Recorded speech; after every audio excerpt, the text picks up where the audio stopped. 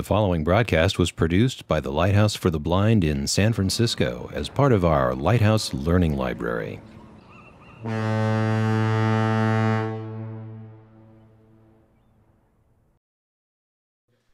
Some of you remember that Rudyard Kipling poem, If you can keep your head when all about you are losing theirs and blaming it on you. It's a lovely 19th century poem, but it applies to some 21st century situations. All of us have had our work responsibilities, our life responsibilities, dealing with stupid blind questions, having to be graceful, having to be inclusive, having to be polite, having to do all that stuff. How do you do that? And what happens if you don't? Well, Xavier, who's been speaking to us today, has more than his fair share of challenges about keeping his head, when sometimes his daily routine is responding to lawsuits, subpoenas, very many angry people, all with differences of opinion, and you have to rise above it all. And whether you're a deputy director or whether you're managing a retail establishment or you're being insulted or asked a question that you darn know is unjust, how do you keep your head? How do you remain unflappable? Joseph? Test, test. Is this thing working? How about this one? Sounds like okay. Okay, so I guess I look unflappable. That's why Brian asked me to do this. Let me share, and as I told you this morning, I love to tell stories. So let me tell you a couple stories, share a few thoughts, and let's have some dialogue. First of all, I think that one of the most important things for all of us to do, no matter what situation we're dealing with, is to put it in perspective and to understand truly what's your job. And so to that end, I tell you this story, okay? I want you to imagine up here in the Enchanted Hills, how beautiful a setting this is. There's a stream right down the hill from here. And when you walk away from this camp into that stream, you don't hear anything but the wind whispering through. And coming out of the trees is a deer. Comes into that clearing, looks for the water, takes a cool drink. Right? There's always going to be somebody that's going to pop out of the bushes and go boo to watch the deer run. My job is to maintain that environment so that not only that deer, but other deer can join that clearing. I see my job as a custodian of the environment that we do business in. And if I see my job as that, then I'm going to react that way. How do I see things? So Brian mentioned the lawsuit. I get subpoenas, I get lawsuits, I get the angry customers, I get the providers who didn't get paid, I get, that's part of what comes to me. But how do I see that? Do I see that as a complaint, or do I see that as an opportunity to educate? And how I see it is directly related to how I respond. This ties back into the conversation we were having this morning. How do you view not getting a call back? Do you view it as dismissive, they don't care about me? Or do you view it as maybe that person is just overworked and hasn't had a chance?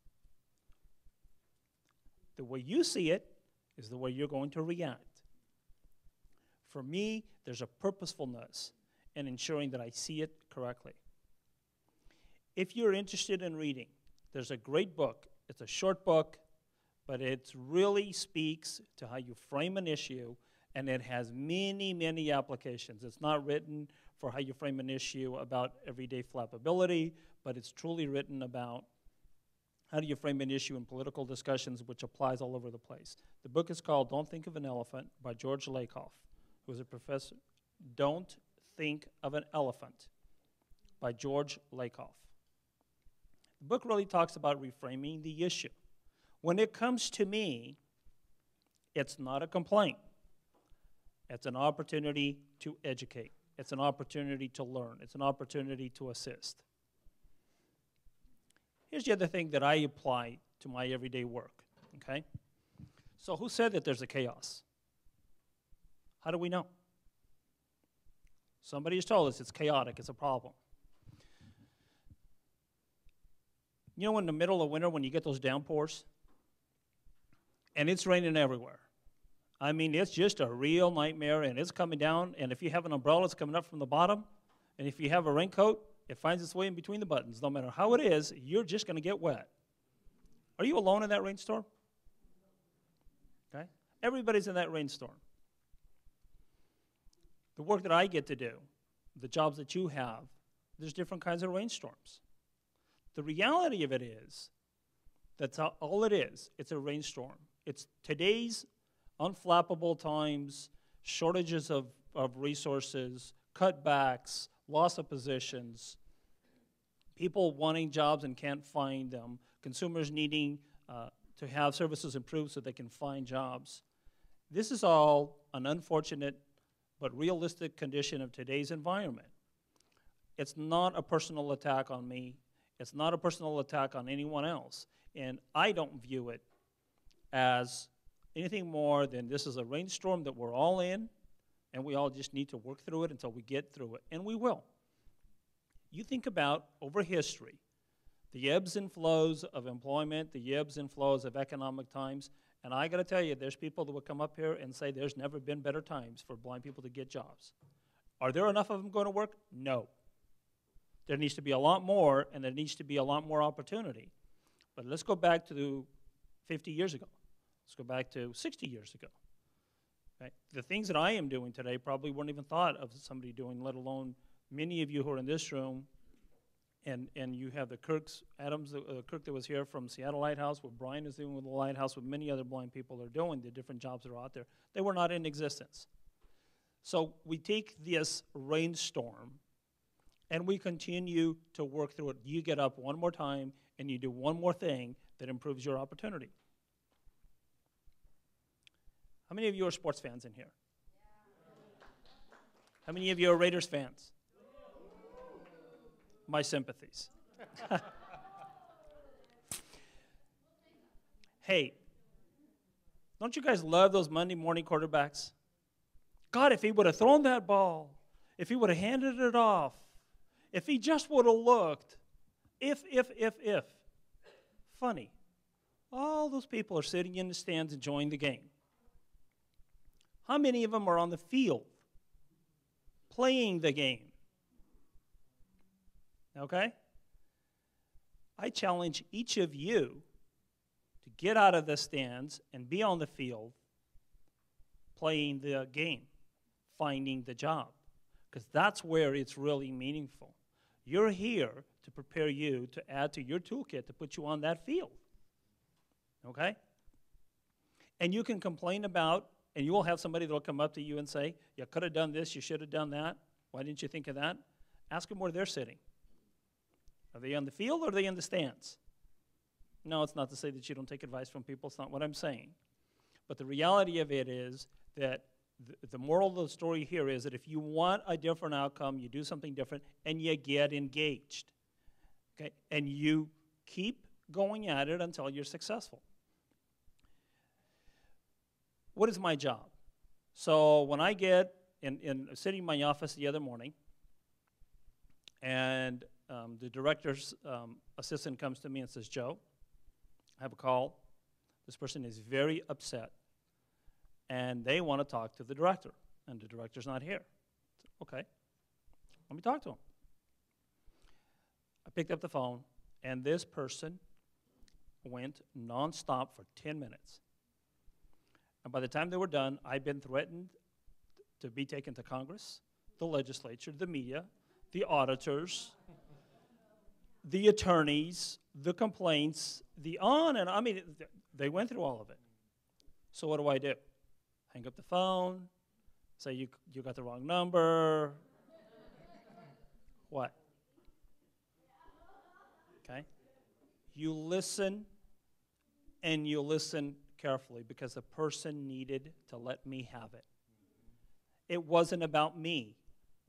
It was about the frustration that led him to make that call, for whatever the reason was, And sometimes it's very justified, sometimes it's not. But that's not important. That is how that person sees it. When that person was done reading me the Riot Act, and then I got a chance to actually get a word in there edgewise and ask them, what can I do to help you? What they really needed was something so damn simple. I couldn't figure out how in the hell did it take so long for them to find out. But they didn't, for whatever the reason is. My job was to understand what that person was feeling and what that person was experiencing, and not what they were making me feel, or not what they were making me experience. It wasn't about me. And it wasn't about, I'm a deputy, how dare you talk to me that way. Guess what? When you're a public service, you got more bosses than anybody else. Okay, anybody that makes a phone call, sends an email, makes a query, they're a boss.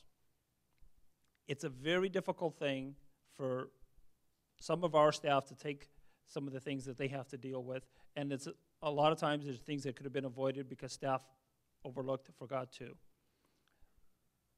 In the end of the day, the vast majority of our staff are working their rear ends off, and they're trying their very best to do what they can, and things happen. But the reality of the situation is that each of us, no matter what we're doing, is going to come across, you're going to be the recipient of, or you're going to be somebody who has been frustrated by an issue. What is the key? How do you keep your tongue from getting you in trouble? Because, you know, if you're out there applying for a job and you went off at the wrong time on the wrong person, okay, and that person is now sitting across the interview table from you, how do you maintain that? Think twice, talk once. If you can't say it nicely, then don't say it. There's times to express your position, your point of view, and you have to do that. But there's ways to do it professionally, and there's ways not to do it professionally. And so when you come across those situations, ask yourself, how does the other person see it? How are they looking at this situation? And believe me, that's a lot easier said than done. Try practicing it. Okay? Not easy to do, but it is something that we have to do. It's something that Brian has to do every single day. No matter if it's with you as a consumer of the Lighthouse, his staff, a board, a provider, a partner, a funder, how are they seeing that issue, and what does he need to do to understand it so that he can really address the issue and deal with it. The other job that I have is I have to find possibilities. I have to explore for possibilities. I mentioned earlier that one of the characteristics we look for in people, in hiring people, is to identify those individuals that can identify and pursue possibilities. They're the individuals that look at something that's been done for years and say, there's a different way. My all-time favorite story is to walk up to somebody and ask them, what are you doing? And they tell me, why are you doing it? I don't know. We've always done it this way. Well, does it make sense to you? Nope. Well, how long have you been doing it? 30 years. Good God. Okay, do you have a better way to do it? Yeah. Well, why aren't we doing it? We've always done it this way. We want people that can find possibilities. So I need to be somebody that can find possibilities. Brian asked me the question this morning, what do we need to do to replicate and continue the work that has started here with this summit? I don't know the answers to it, but I see possibilities. Are there going to be a lot of roadblocks? Yes. Can I identify some right now? Yes. What do I focus on, though? Do I focus on the possibility that all 44 of you in here will be employed in short order? And do I focus on the possibility that this is a meaningful, valuable summit that another 44 people need to experience, and 44 more after that? If I focus on the roadblock, I'm done. I will never find a possibility to help this summit reoccur. Is that easy? No, it's not easy. You want to hear about the budget crisis in California? You want to hear about the resource cutbacks that we're having on staffing and position losses? I can spend the next 2 hours talking about that. But that doesn't bring me and you and organizations like the Lighthouse the possibilities that we need. So part of my job is to focus on that. The reason why I say that as a discussion about flappability, because you can get so caught up in what's taking place that you lose sight of that bigger picture.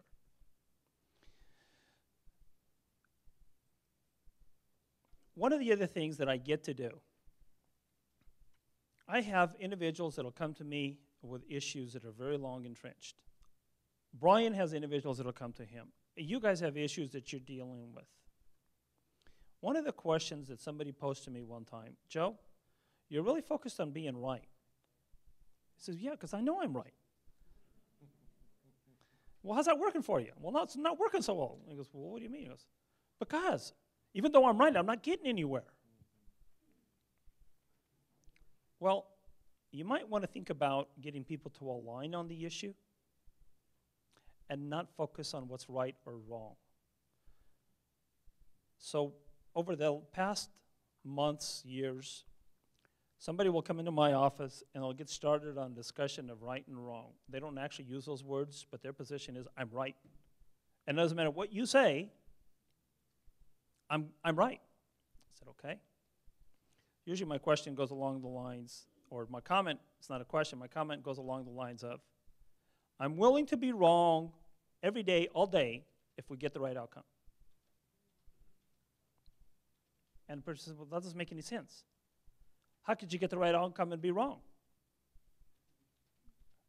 You're right. I don't care if I'm wrong or right. I'm concerned about the outcome.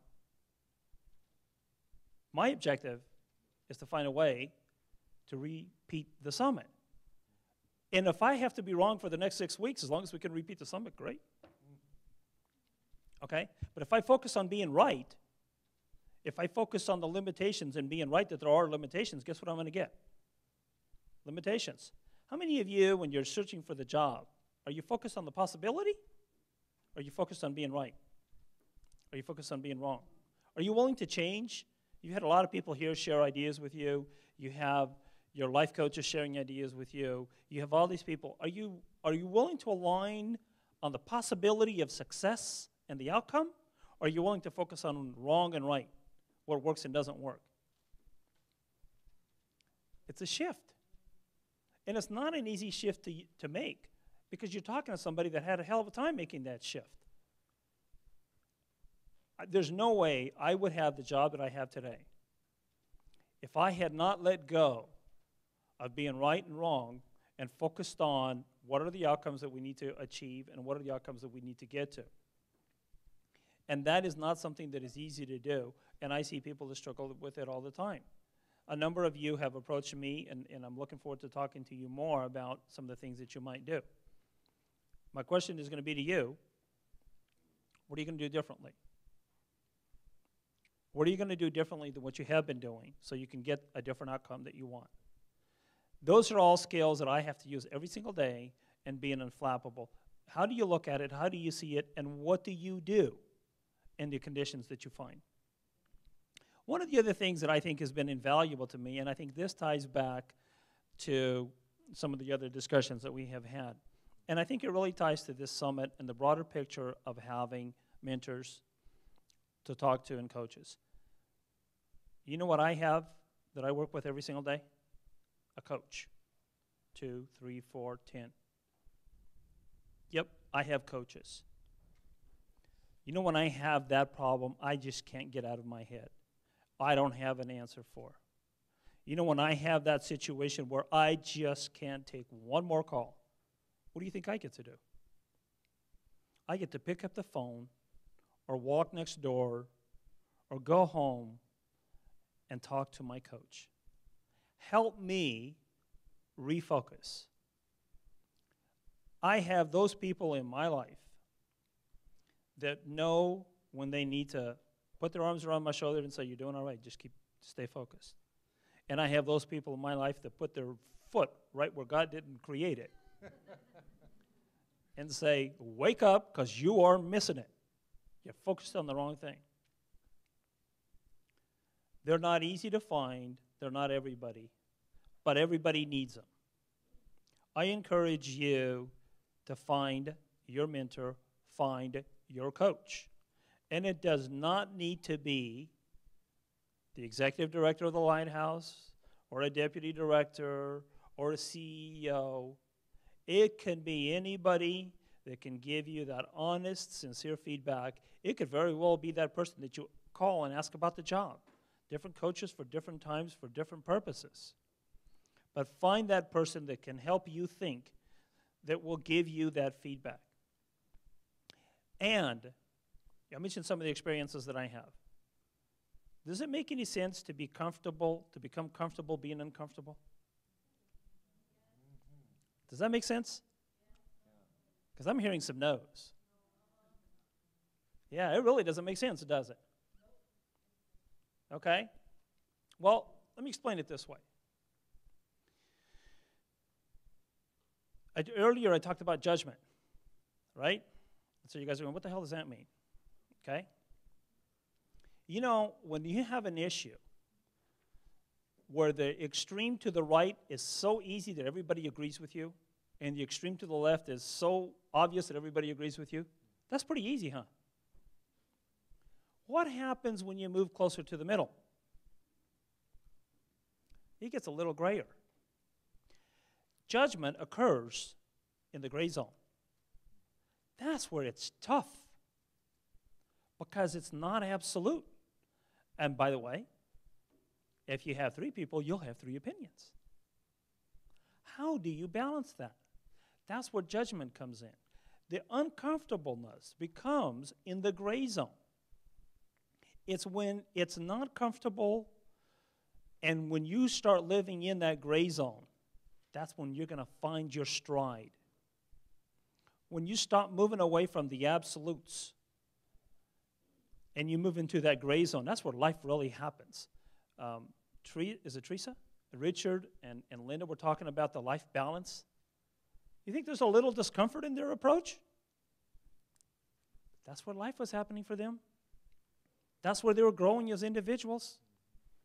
Do you think it's comfortable when somebody comes to you and says, by the way, Joe, find 50 positions to cut? Oh, yeah, great. Where the hell am I supposed to find those? They're not under a rock. Do you think it's comfortable for Brian when the board says, hey, we're going to have to reduce our expenses? Oh, okay, so which of my programs am I going to now have to cut? What do I do? That's not comfortable, but that's where life occurs. And I'll tell you that for me as an individual, the most beneficial moments in my growth have been those that have been very uncomfortable. That's where my growth has occurred. That's where leadership exists. Leaders are those that are comfortable being uncomfortable. They've been uncomfortable so many times, they don't know any other ways. How were you unflappable? Because it's another step in the process. It's not the event. It's not the rain that's killing me. It's just part of the process. How do I work through it? You get that comfortableness becoming routinely and continuously uncomfortable. Somebody walked into my office here not too long ago. We submitted an $866 million proposal to feed Marines. And there was a lot of things about this proposal that didn't quite fit. And didn't take long, somebody came to us and said, you lost. And I knew, come on, you think $866 million? You don't think there's going to be a few people upset that we lost? Yeah. How do you become comfortable saying, all right, let's figure out what we do with this? Because there was a lot of people with a lot of perspectives about how do we handle it. And you don't just join the party and start screaming about it or threatening or doing. You got to get your head screwed on straight, and you don't have a lot of time, and everybody's looking at you, and they're looking to you to see how you're going to react. Those of you that are parents, do your kids ever look to you to see how you react to a situation?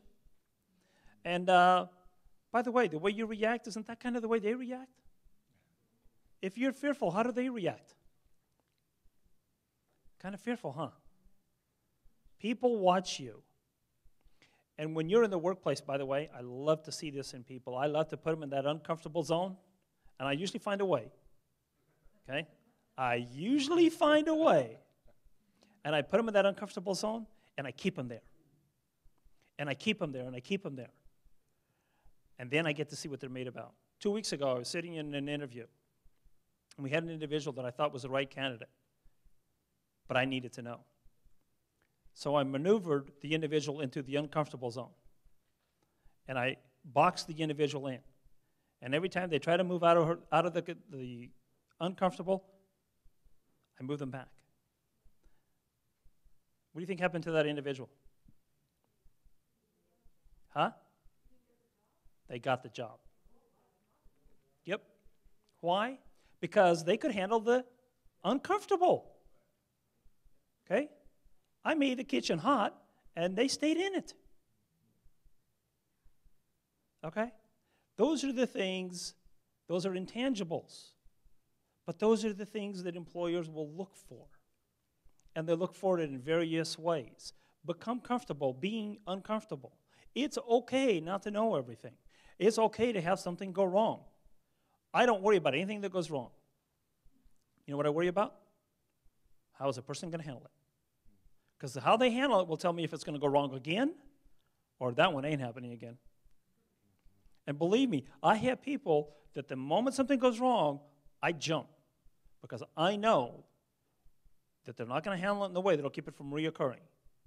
They're going to handle it. It's sort of like you have a fire and somebody reaches for the gasoline hose and starts spraying the fire. Okay? And I'm reaching for the hose saying, no, we need water. Stop. Look for those things. Understand them. The other thing that I believe is very valuable for me in keeping unflappable in these flappable times is to share. I don't mind sharing information. Information to me is a commodity that should be shared ad nauseum with everybody that wants to know. Yes, as an executive in our department, I am restricted from sharing certain information unless I want to lose my job. And no, I'm not going to lose my job. Got to pick the right moment because I only get to lose it once. But there's a lot of times where it's not anything to do with my job, and I look for ways to share that information and to educate. Because the more that I can share information, the more that the person that I'm sharing it with can help me. I don't view sharing information as a competition of that person against me, but as building an ally and aligning that individual on resolving the many, many issues that we face. How do you share information? Whether it's about job leads. Did you ever come across a job lead that may not be a good match for you? What do you do with that? Are you sending it to the next person saying, you know what, Joe, you're interested in this kind of work, I'm really not, you might want to take a look at this? Or do you say, well, this one's not for me? Because you know those connections? You know when you feed that good stuff, it comes back to you? Yeah, it's amazing when it might come back to you because you sent somebody something good. I loved Tim's story. And I think Tim, are you here? Yeah. Good, plug your ears. I think Tim way undersold his story of going to the river with a chief counsel and a judge. That's real life stuff, folks. Tim didn't get the job because of his rehab counselor. Tim didn't get the promotion because of his rehab counselor. Tim got all those opportunities because he showed people what he was. They saw his core values, and they liked what they saw. That story is very, very powerful. And that story resonates with me. It's happened with me, not going rafting, okay? Not hot wiring your car, although I can tell you some stories. Okay? I got to tell you guys this real quick story. So, if you're blind and you didn't lose your sight later in life, you've probably never driven. Well, I told you about growing up on the dairy farm and all that kind of stuff. So one of the real cool things about growing up on the dairy farm is there's no white lines on the roads that you got to stay on your side of the line. And when you get out in the open, there's no buildings to knock over or street signs to run over, so you could drive. So I actually drove as a youth and my adolescent years. I probably stopped driving in my early 20s. But one of the ranches that my dad worked on, there was 2 dairies, and they were separated by a mile. And what separated those 2 dairies, you had to cross a 2-lane highway. But what separated the 2 dairies was about a mile, and it was a gravel driveway. On the left side of this gravel driveway was a canal for irrigating. So it was about 12 feet deep, I don't know, 24 feet across, whatever the hell it was. Full of water except for in the wintertime. On the right-hand side was this huge ditch, I don't know, 8, 9 feet deep, 10 feet wide, full of cow stuff. So you had to stay on the canal. Well, I got to driving a little, then I got to driving a little more, and people got a little comfortable with my driving, so one of my jobs was to wash the farm equipment. So the feed truck was on one dairy, and I needed to take it to the other dairy to wash it. So I jumped quick like a bunny rabbit, jump in the feed truck, navigate over to the canal, and I figured, shit, I stay right in the middle of this sucker. There used to be a pecking order. So the person with seniority would, kind of pull over and let the other person fly by on this canal, because it was wide enough for 2, but really not wide enough for 2 if you're going very fast. There was one exception to the pecking order. That's when Joe was driving. He had the right of way. So one day I'm driving down this canal, and Augustine, who was about 102 years old, was driving his little Jeep towards me, and we started playing chicken. The only problem was I didn't know we were playing chicken because I didn't see him. And Augustine kept coming, and I kept going, and somebody who was watching this watched Augustine drive off into the cow stuff.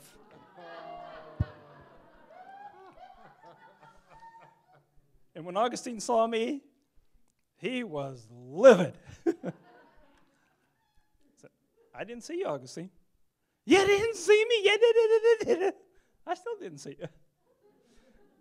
That's my driving story. Okay.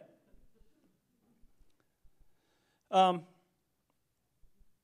hot does it get in these unflappable times? How hot does it get if you're a supervisor? How hot does it get if you're a director? How hot does it get if you are whatever? They say leadership is forged in the crucible. I think life is forged in the crucible. If you think about the difficult times that you've had, if you think about the challenges that you've faced and your learning opportunities, it gets pretty damn hot sometimes. And I know there's been those times where I've said, how hot can it get? How much more can come at me? And you know what? You do the best you can, and the next day you come back and you go after it again. When you have your opportunities, as you're doing this right now, hot is a relative term, no matter what you're doing. You get up and you keep doing it again, and you don't worry about the heat, because you know what? You may think it's hot now, but it might get a whole lot hotter later. Right now you're looking for the job. When I was looking for the job, when I was applying for different jobs, I thought that what I was doing was very hard and very difficult. But the reality of the situation was that the next job gave me a whole lot more heat than the first job. And the one after that gave me a whole lot more heat than the one before that. True story. Jennifer is our public information officer. And I hired Jennifer December of '09. And Jennifer, had been a mid-level manager. She went over into public affairs. And, of course, public affairs, everybody thinks you don't do anything.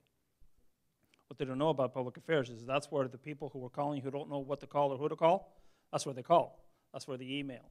That's where the media calls. That's where the auditors call. And Jennifer had been there for a few months, and stuff just kept coming at her. And she was used to a very nice, neat, orderly work day and working those 8 to 5 hours. And she kept asking for help, and I kept saying, Jennifer, we have our resource limitation. It just kept coming at her and coming at her. And so about 10 months later, we sat down and had a conversation because she was really stressed out. And I said, Jennifer, let me ask you a question. I know where you started. I know the road you've traveled. Where do you want to be in 5 years? She goes, well, if an opportunity presents itself, I can see myself as an executive, whether it's in our department or some other department. I said, that's great. Let me tell you something. You know the stress you're feeling? You know the difficulties you're facing right now? You take those. All the work that's coming at you, and you don't have time, and you can't do it the way you want to, and you don't have enough resources, and on and on and on. You take those, and you multiply it by 10, and you're going to vastly underestimate what you're going to deal with at your next level. And every single job I've had has been that way. What Jennifer came to realize was that the skill of learning to deal with the stuff that comes at you, the skill of learning to deal with the myriad of issues and the lack of resources was actually reality, and that the quicker she got at learning how to handle it and how to deal with it would make her better for her next job. That's true of what you're doing today. That's true when you go in and volunteer. Tim was talking about when he goes to somebody, well, I really don't know how to do that. Well. And this morning you heard us say, it's not my job. Old famous lines. You know what those people can't do? They can't handle. They get overworked. They're not yes people. They're not people that find possibilities. So, two things, and then let's open this up for question. Two things that I like to say. It is what I've done that will get me here. There's no question in my mind about that. But it is what I will do that will get me there. Now think about that for a second. Okay? And as you do, let me ask you, or let me share with you another piece that I think is very, very, very important to being unflappable in these very difficult times. And it is what Richard and Teresa and Linda talked to you about. It's that work-life balance. When I was asked to take over this position, I also kept my former position. So I was the executive director for the independent living services and the specialized services. And they were kind to me. They pulled a couple of the smaller programs off and left me just the bigger ones. And not that that's what they wanted to do, but there was so much happening that, you know, and I did it by choice. I took on the work. And I was working 12-hour days, 16-hour days, 18-hour days. And I was working those days 7 days a week. So here's what happened. I started to lose my edge. I lost my focus. I lost my objectivity. What I had done is I had stopped my balance. By the way, I had 1,800 emails in my inbox. Unread. I lost my balance. And I started to really not have a good attitude. And it became imminently clear when my wife told me one day that my attitude sucked. The good thing is that the people around me who had been telling me to slow down, pay attention, slow down, pay attention, actually grabbed a hold of my ears and yanked on them and said, stop. What I had stopped doing was exercising, which I love to do, physical activity of some kind. I love to get on the treadmill and go for 3, 4, 5 miles because that's my best thinking. I love to get up in the morning and do some kind of workout. I love to read.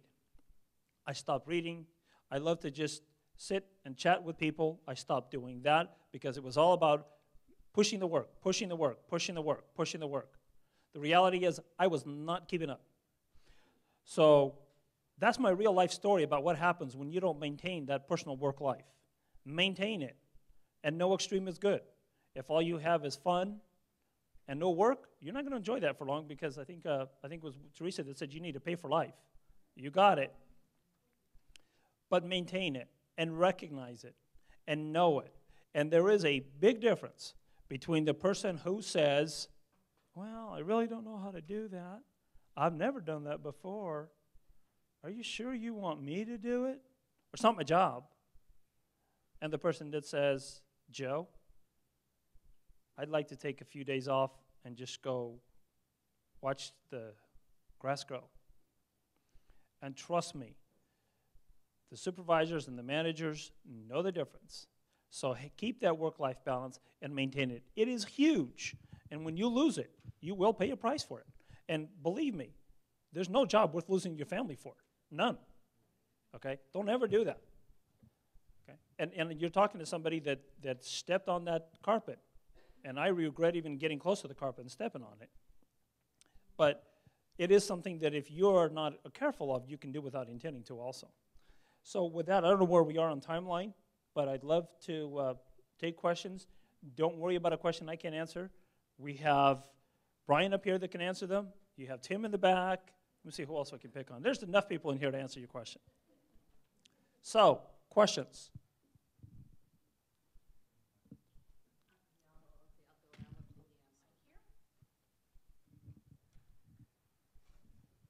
Oops. All right, here we go. I'm not sure who I'm addressing this question to, but this gets to the stress issue. While you're in the office and things are being thrown at you, I've been in that position, but I just wanted to hear what do you do to not get caught up in either the emotion, which is going to sidetrack you, and the minutia, and look at the bigger picture, and how do you keep the day-to-day bang, bang, bang of constant things coming at you? How do you deal with it other than the balance? I mean, the balance prepares you for that, but, you know, there are those days. So, you know, maybe I can start with Joe. On your worst day that you could recall when you thought you were in good balance, how did you manage the stress? Is this on? Oh, it is. Good. Well, let me give it a shot, and then I'll invite anybody else who cares to weigh in to do so. So, what do I do on my worst day? I think that one of the things that's invaluable for me is I have a clear vision in my head about what I would like us to achieve as a community, what each program needs to achieve to support the community. And I need to make my judgments and my decisions in concert with that. Okay? I personally believe that every Californian who's blind or visually impaired that wants a job should have a job. And I personally believe that every single one of them who doesn't think they can go to work gets the counseling to overcome those barriers. Does that mean that everybody's going to go to work? That's not what I said. Okay? So I use that as a light post to focus on. How is this crisis here today going to move us as a community closer to that point? That's one tool. Another tool that I have put into play, and it has served me well over the years. Unless you are in first response, and I don't think anybody in here is, unless you are law enforcement, medical, fire, very few of our decisions need to be made in 22 seconds. Stop, take a deep breath, and make sure that your first reaction is the one you want to go with. Because if you make a wrong first jump, you may have to make 2 more jumps. That doesn't mean don't make a decision. That comes back to the uncomfortableness, the judgment, the decision-making, and all that. But I stop and take a deep breath. I read an email last night that wanted a response because it was filing a protest with the federal government. My first instinct was to say, been there, done that, but I had to stop, sleep on it, and respond to it the next morning. So I have the clarity that I focus on for the decision making. I have give yourself time to think it through, consult, touch base with your coach if it's really tough, depending on what the issue is. And then I think the third one is you have to know your environment. You have to know your environment. And you have to understand what impact the forces on your environment have and what those consequences are. So as an example, if the issue is that I got a call from the legislature who is needing something now, and it's a serious issue. It's not they're calling because they like to come and visit you or something. Or the issue is dealing with something else. You have to take all of that and you have to recognize what your environment is and who needs what level of response. And I don't know then that gets to the detail of your question. But those are some of the tools that I use to, because I'll tell you that one of the key things is don't react. Act. Okay, and Brian, you had some thoughts. Dan, I love your question too. It's one that no matter what kind of job you have, I mean, stress. What works for me is a kind of perspective. You know, we talk about some of the stuff we can access as blind people, and one of the things that we can access is the sense of time and perspective. It's invisible anyway, and it's actually kind of a Zen-like thing. You understand that the stuff will happen. You will have those bad days you talked about. You realize that sometimes it's not about you. It's about, you know, I sit in that chair in that office at the Lighthouse, and that problem could have been Anita's problem a few years ago. And it will be my successor's problem some years hence. And knowing that, and knowing that it's not about me, it's about how you address it. You're just a kind of temporary vessel on the sea of conflicts and forces and things we understand and temporarily understand. It gives you a kind of peace about it. And this doesn't mean that you shouldn't try your damnedest to do your best job and all that. But if you understand it's not always about you, it's about how you act, and it's about people, as Joe was saying, people needing to be heard. Resist that temptation to launch in and give the crisis, you know, pour the gasoline on it, that kind of thing. But perspective really helps. If you meditate, I found that to be helpful too. Just to get a sense that the world is wider than your job, the crisis, your blindness, and you can go to work a lot happier and a lot more at peace with that. My question is to Joe. Could you give us an example of a situation you were in where you really knew you didn't have enough information to make a decision, but you had to make one anyway, and how you handled it? So I needed to make a decision and I didn't have enough information, and how did I do it? Give you an example of that. It's a very good question.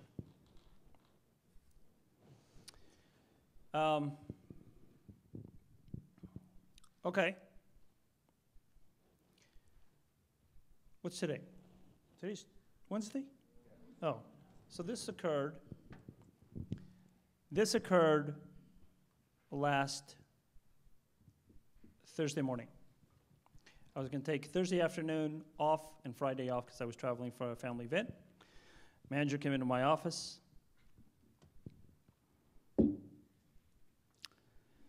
Said, "You're not going to believe this. This was, we're doing a selection committee for a BEP facility. One of probably the most lucrative facilities that's come out, and there's been a few. This is probably going to rank at the top of that list, if not more. You're not going to believe this. In spite of my damn best efforts, something went wrong. Every political force known to mankind is going to come to bear on this. Okay? Now, what was my decision? What the hell do we do? Okay? What do we do? How do we act in this situation? So, tell you what I did. She was red-faced and was using some words not found in Webster's. And frankly, hurt. Because in spite of my insistence that she monitor, it still went wrong. And you know, she's probably very much waiting for me to lay on her about it. So I had two very important decisions to make. Number one is, how am I going to handle the issue? Because we need to handle the issue. Number two, how am I going to handle the individual, her? Because she's bothered, expecting to get chewed out, whatever. And I did not have enough information to figure out what the hell had gone wrong, let alone what we should do. So I had to sit back and say, okay, step away from all this. What's the outcome? We need to make sure that we get the right person into the position following the process that's supposed to be followed. Okay? And so based on the information that we had, and it was not complete, we said, here's what occurred, here's what needs to occur, how do we get there? And working with that individual, we were able to overcome this. We were able to address what could otherwise have been a huge problem for us, for the program, and everybody else. And it actually turned out to be nothing, but only because, by the grace of God, thank you very much, but only because, one, we did not react. And really, that was what our first instincts was. But it was what we did is to sit back and say, what's the real issue here? Because we could have easily have focused on the work that a misstep that a staff person had taken and focused on that and totally missed the real issue and what to do. So even though I did not have the full knowledge of what took place and why and how and all the particulars and on and on and on, that had to become the secondary issue. I had to use the information available to me to determine what was the primary issue to be dealt with. And once we did that, once we laid it out, and it really took us about 45 minutes of discussion, and we were both saying, yeah, this is the right way to go. We don't know what occurred here, here, and here, but in spite of what may have occurred here, here, and here, we're at this point, and this is what we need to do. So, but let me tell you another issue about having enough information. When you get into decision making, one of the dangers is called paralysis by analysis. Oh, I don't have enough information. I can't make a decision. I don't have enough information. Hell, you might be dead. You don't have enough information. Okay? So you really, I mean, but that's part of that uncomfortableness. That's part of judgment.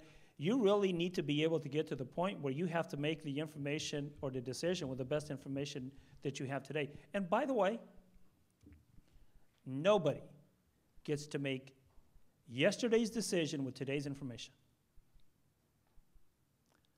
All right, I'm going to come around. Tommy, just a second. Coming around.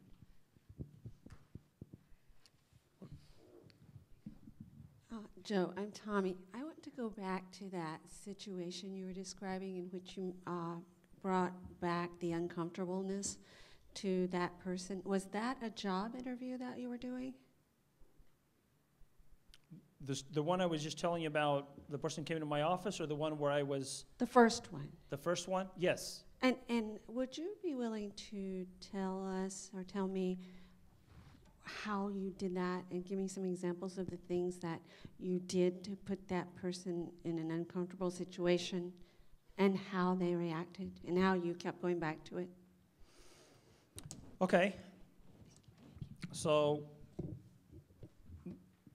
the person was applying for the job, and I told the individual, here's what's going to happen, okay? You're here, and you're the ranking supervisor here, and you've just now had an incident where two staff people have gone at it.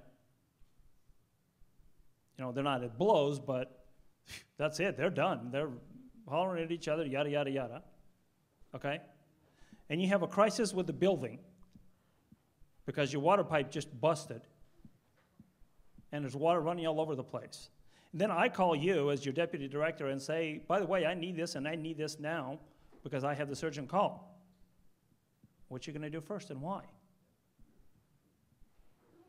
So the first thing the person did that impressed me was not answer me. Stopped and thought about it for a second.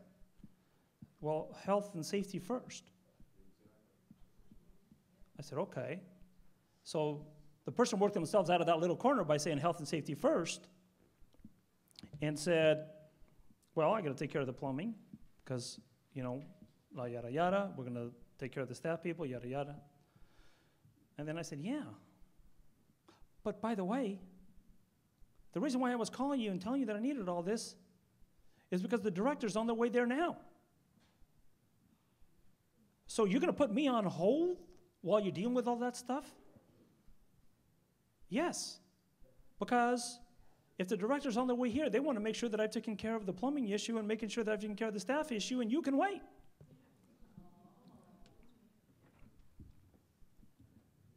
And I just kept taking that person back and building the scenario. That's real life interview questions. People will put you in situations and ask you to think through it. Don't start practicing thinking through it when you're sitting in the interview. And when you don't know, guess what you'd say? I don't know, but here's what I would do. I'm going to find somebody that can help me. Okay? Because you know what's worse than somebody not knowing? Yeah, somebody who acts like they do, and they're going on and on and on, and the panel just smiling at them like, oh, you're full of bull. Okay? All right, I'm coming around to Dean. Tommy kind of throw my thunder, but I was going to ask you a question like that. Let's say you have a whole bunch of multitasking stuff you have to do. How do you set your priority? And Brian can chime in too, because I know when you're a leader, you have a lot of things to do. How do you determine which one's the most important and which one's the most critical, and that's got to be done first, and the other ones can be done later without offending anybody, or will be able to get things done in an efficient way? How do you determine that? So you heard some of my earlier answers, so I'll just add a few more thoughts to that.